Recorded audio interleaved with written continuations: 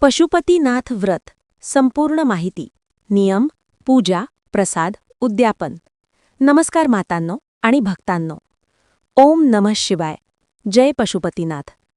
आज आपण एका अतिशय गूढ प्रभावी आणि फलदायी अशा व्रताविषयी सविस्तर माहिती जाणून घेणार आहोत. ते म्हणजे पशुपतीनाथ व्रत.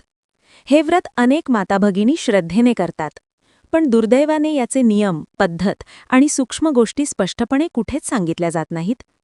म्हणून आज या व्हिडिओमध्ये आपण पशुपतीनाथ व्रत का करायचं, कसं करायचं, किती वेळा करायचं, प्रसाद कसा ठेवायचा आणि उद्यापन कसं करायचं, हे सगळं अगदी सोप्या आणि स्पष्ट भाषेत समजून घेणार आहोत. म्हणून व्हिडिओ शेवटपर्यंत नक्की पहा. ओम पशुपतीनाथ व्रत म्हणजे काय? पशुपतीनाथ म्हणजे संपूर्ण सृष्टीचे पालनकर्ता शिव. हे व्रत विशेषतः अडचणीत असलेले, संकटात सापडलेले, काम अडलेले, मानसिक अस्वस्थतेत असलेले, कुटुंबातील समस्या असलेले अशा प्रत्येक व्यक्तीसाठी अत्यंत प्रभावी मानले जाते. हे व्रत 5 वेळा करायचे असते, म्हणून याला 5 पशुपतीनाथ व्रत असेही म्हणतात. हे व्रत कोणी करू शकतं? स्त्री, पुरुष, विवाहित, अविवाहित, वृद्ध, तरुण कोणीही हे व्रत करू शकतो. पती-पत्नी दोघे करत असतील तर दोघांची पूजा थाळी, प्रसाद आणि व्रत स्वतंत्र असावं. पशुपतीनाथ व्रत कधी करायचं? हे व्रत प्रामुख्याने सोमवारी केलं जातं. एकूण 5 सोमवार हे व्रत पूर्ण केलं जातं. मध्ये एखादा सोमवार सुटला, मासिक पाळी आली किंवा काही कारणाने व्रत राहिलं तर तो सोमवार गणनेत धरला जात नाही. पुढच्या सोमवारी पुन्हा व्रत सुरू करायचं. व्रत कसं करायचं? या दिवशी सकाळी स्नान करून पूजा, दिवसभर फलाहार किंवा उपवास, संध्याकाळी प्रदोषकाळात पूजा, त्यानंतर प्रसाद घेऊन भोजन. ज्यांना उपवास झेपत नाही ते एक वेळ फलाहार करू शकतात. पूजा थाळीत काय असावं? एकच थाळी घ्यायची. तीच थाळी सकाळी आणि संध्याकाळी वापरायची.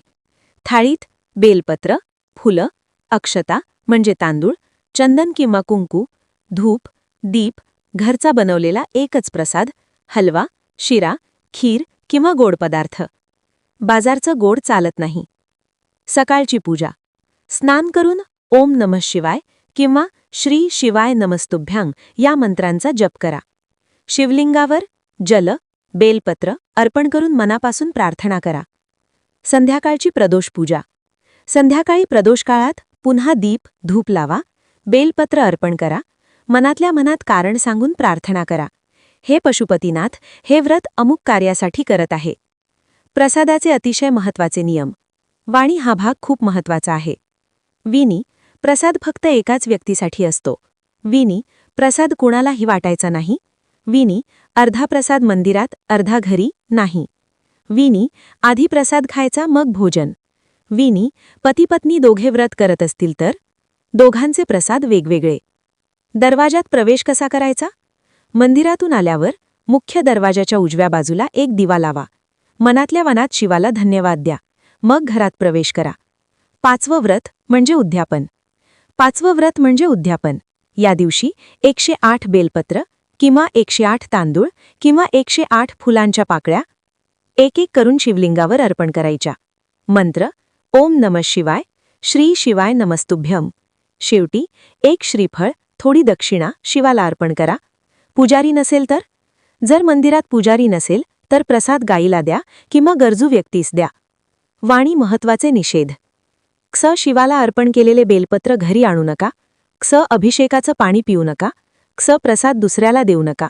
क्ष बाजारचं गोड वापरू नका. शेवटचा संदेश. भक्तांनो, पशुपतीनाथ व्रत श्रद्धेने आणि नियमाने केल्यास 5 सोमवारातच परिणाम दिसू लागतो असा अनेकांचा अनुभव आहे. हे व्रत जीवनातील अडथळे दूर करतं, मनाला शांतता देतं, कामांना गती देतं. जर व्हिडिओ उपयुक्त वाटला असेल तर लाईक करा, शेअर करा, कॉमेंटमध्ये ओम नमः शिवाय लिहा. जय पशुपतीनाथ.